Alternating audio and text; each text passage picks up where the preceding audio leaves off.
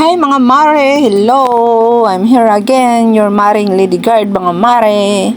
Time check mare, 11 p.m. ng gabi. So ayan, nakahiga na, nagpapahinga na si kumare nyo. So bago matulog mare, nagvo-voice over muna si mare nyo sa kanyang inedit na video para bukas sa pag-post niya sa kanyang log video. So, ayan nga mga mare, for today's video mga mare, gagawa tayo ng, ay hindi pala mare, bale, yung paggawa namin ng kakanin na biko sa Tagalog. Sa Ilocano naman mga mare is ingkiwar, at saka sa Bisaya is, kung tama ako, suman ang tawag sa kanila dyan. So, ayan mga mare, panoorin nyo na lang kung paano ko ginawa kasi alam nyo naman na yan. Kasi sa mga Pilipino is biko, yan yung laging niluluto pag may mga handaan sa mga probinsya, lalo sa probinsya mga mare. Hindi talaga nawawala yung biko. So, ayan mga mare.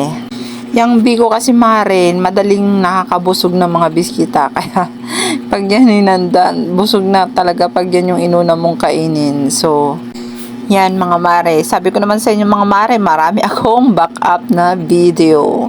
Yung mga ginawa namin sa probinsya mare, naka-backup lang dito sa gallery ko. So punong-puno talaga ng video yung gallery ko mare. Kasi kada gawa video, ganun talaga mare pag content creator ka. Lahat ng mga ginagawa, binivideo mo para may mga i-post ka.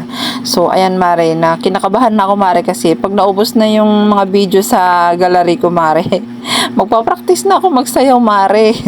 Yun na lang yung i-content ko kasi nakakaingit yung mga magaling sumayaw mga mare. Kung sayaw-sayaw lang sila mare, dami na nilang views.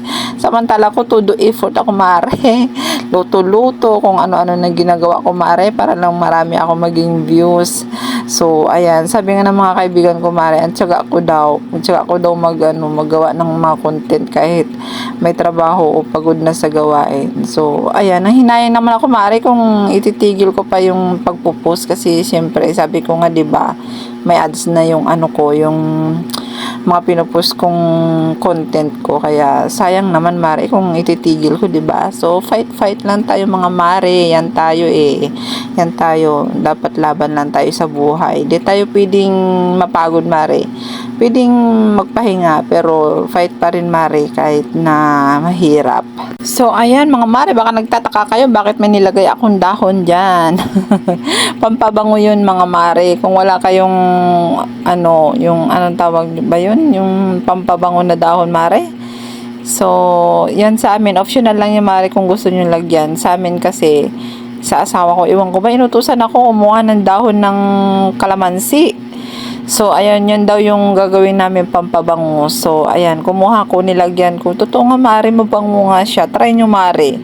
Pag gumawa kayo ng biko, yung dahon ng kalamansi yung ilagay nyo. Mabango talaga siya. Ayan na mga mare, halos tapos na natin gawin ng ating biko. So, yung final natin nilagay ay yung latik mare ng niyog. Yun yung nilagay natin sa ibabaw. So, ayan na mga mare. Ang sarap na niyan mare ikape. Lalo sa umaga mare pag hindi yan madaling masira mga mare pag biko. Kahit abutin pa yan ng 3 araw.